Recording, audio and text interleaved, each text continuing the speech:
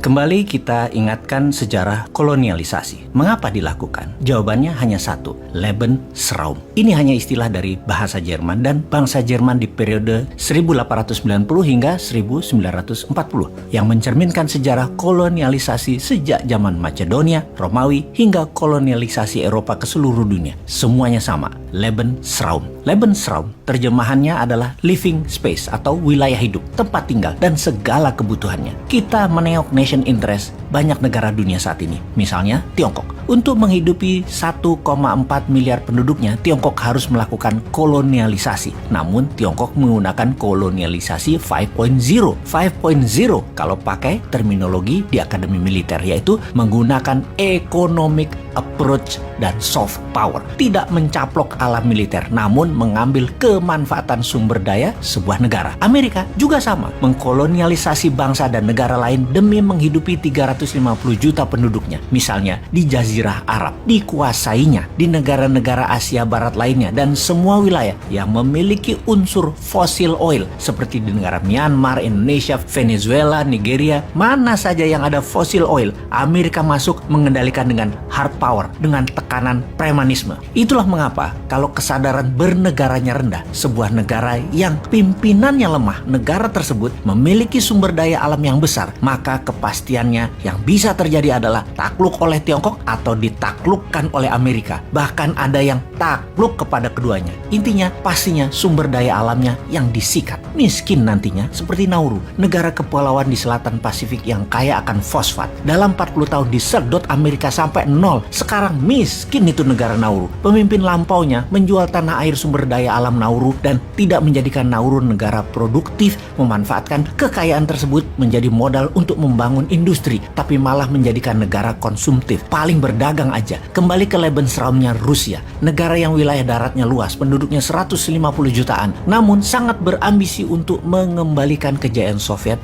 dan memerlukan kendali atas Eropa, dan pastinya memerlukan wilayah negara lain yang dipimpin oleh pemimpin lemah di mana wilayahnya kaya sumber daya alam. Kembali ke sejarah dunia di mana perang adalah tindakan perampokan kekayaan suatu negara. Irak menyerbu Kuwait ketika perang Teluk, itu mengambil kekayaan Kuwait, di bank Kuwait, emas Kuwait semua disikat.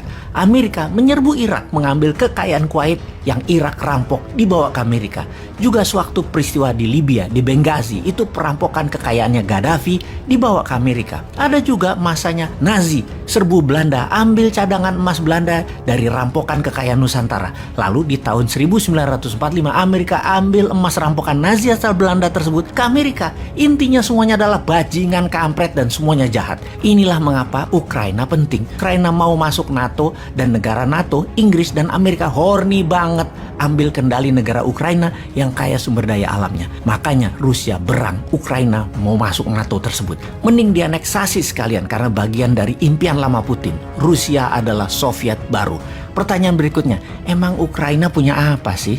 Ukraina itu memiliki cadangan uranium terbesar di Eropa, cadangan titanium nomor 2 di Eropa, 12% cadangan manganis dunia, cadangan shale gasnya nomor 3 terbanyak di Eropa, cadangan batu baranya nomor 7 terbesar di dunia, cadangan iron ore-nya nomor 2 terbesar di dunia. Ditambah lagi, Ukraina adalah negara agrikultur yang besar. Secara lahan, Ukraina terbesar di Eropa. Ranking dalam memproduksi pangan agrikultur masuk top 5 dunia sebagai penghasil sunflower nomor 1 dunia, barley nomor 2 di dunia, kentang nomor 4 di dunia, lebah madu nomor 5 di dunia, telur ayam nomor 9 di dunia, gandum produksi nomor 8 dunia, dan lain sebagainya. Secara kalkulasi, hasil agrikultur Ukraina dapat memproduksi makanan untuk memenuhi kebutuhan 600 juta manusia. Di sisi lain lagi yaitu secara produksi industri Ukraina. Nomor 3 dunia produksi dan pengekspor besi. Nomor 2 terbesar di Eropa dan nomor 4 terbesar di dunia menyalur gas melalui pipa. Nomor 1 di Eropa penghasil amonia. Nomor 4 dunia penghasil turbin nuklir. Nomor 4 dunia penghasil peluncur roket. Nomor 9 dunia penghasil peralatan perang, penghasil titanium, tanah lempung, ore, dan konsentrat. Semuanya top 5 produser dunia. Kembali ke Lebensraum. Rusia bukan hanya menganggap Ukraina adalah satu rumpun, satu bangsa, satu sejarah seperti satu Nusantaranya di ASEAN, Indonesia. Tetapi demi hajat hidup, Rusia menyerang Ukraina, kemudian akan memasang presiden boneka pemimpin Kiev yang pro-Rusia. Dapat dipastikan itu semua segera akan terjadi. Di Indonesia imbasnya bagaimana?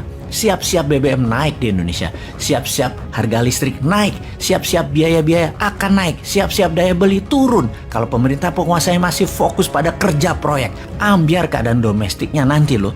Semua ini kita nanya, pada kerja apa dikerjain sih?